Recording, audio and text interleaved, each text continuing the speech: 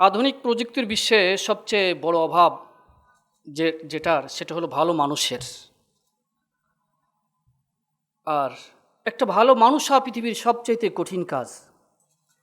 দাড়ি রাখা, টুপি মাথায় দেওয়া খুব সহজ, লেবাসটা খুব সহজেই অর্জন করা যায়, কিন্তু একটা ভালো মানুষ এই সার্টিফিকেটটা অর্জন করা ভেরি টাফ। আমার এই 4 দিনের অভিজ্ঞতায় আমি অতীতে শুনেছি আর গুরুজিকে নিজ চোখে দেখলাম। সত্যিকারে উনি এক মহান ভালো মানুষ। মানুষকে ভালো করাই তার কাজ।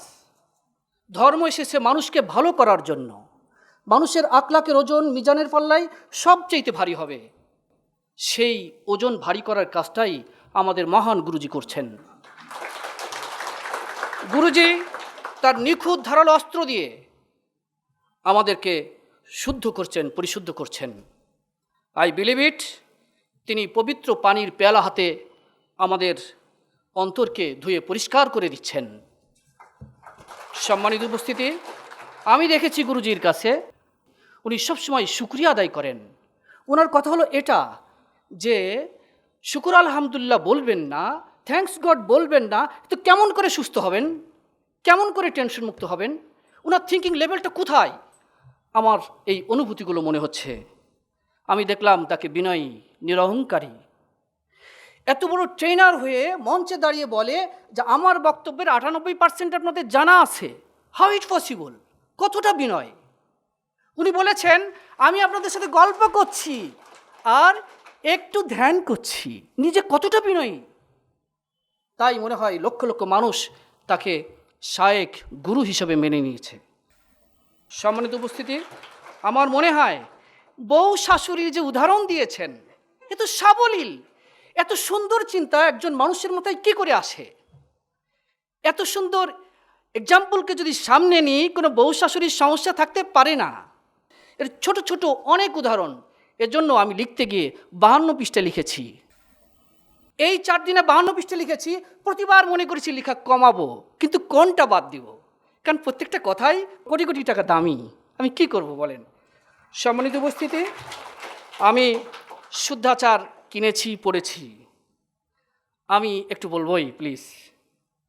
এত নিখুঁতভাবে বর্ণিত হয়েছে শুদ্ধাচারে। পিতামাতার প্রতি যে শ্রদ্ধা, প্রতিবেশীর যে হক। আমি বহু বই পড়েছি, আলেমদের বক্তব্য শুনেছি, এত নিখুঁত পাঠ পাঠ করে কোথাও বক্তব্য দেওয়া নেই।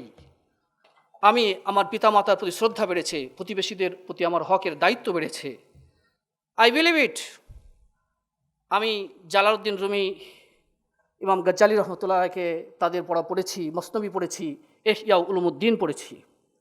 আমার মনে হয় শুদ্ধাচার হলো বর্তমান বিশ্বের মসনবী, বর্তমান বিশ্বের ইয়া উলুমুদ্দিন। আজকে যেমন আমরা ভাবি জালালউদ্দিন রুমির সাথে যদি দেখা হতো, আজকে যেমন আমি বিশ্বাস করি এখন থেকে 1000 বছর পরের প্রজন্ম ইনশাল্লাহ আমরা না থাকলেও তারা বলবে এই শুদ্ধাচারের লেখক গুরুজির সাথে যদি দেখা হতো। আমি অন্তর থেকে বিশ্বাস করি, আপনারা যাই মনে করেন। সম্মানিত উপস্থিতি, ধর্মের দৃষ্টিতে সবচেয়ে বড় ইমানের পরীক্ষা হলো জিহাদ। জিহাদ 2 ধরনের, আত্মিক জিহাদ, সম্মুখ জিহাদ। কোয়ান্টাম আত্মিক জিহাদ কন্টিনিউ করছে। আর পৃথিবীর বর্তমান বিশ্বের সবচেয়ে বড় জিহাদের প্রমাণ দিয়েছে করোনায় মৃত ব্যক্তিদের সম্মান জানিয়ে সম্মুখ জিহাদের। যখন বাবা অসহায়, মৃত বাবা অসহায়, মা অসহায়, ভাই অসহায়, কেউ আশ্বস্ত করেনি।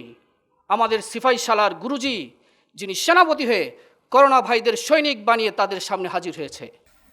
অনেক শুকরিয়া জানাই, ধন্যবাদ জানাই।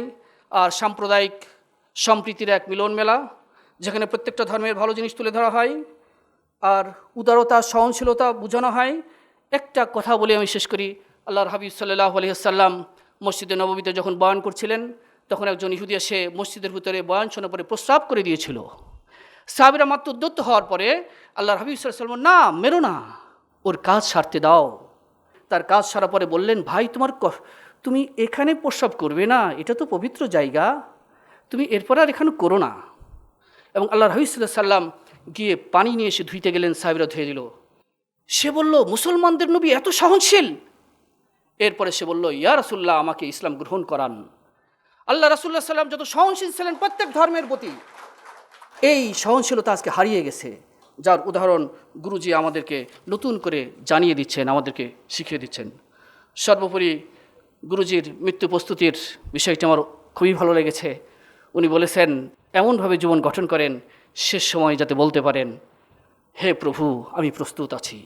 এ তো আল্লাহওয়ালার কথা, বলেন।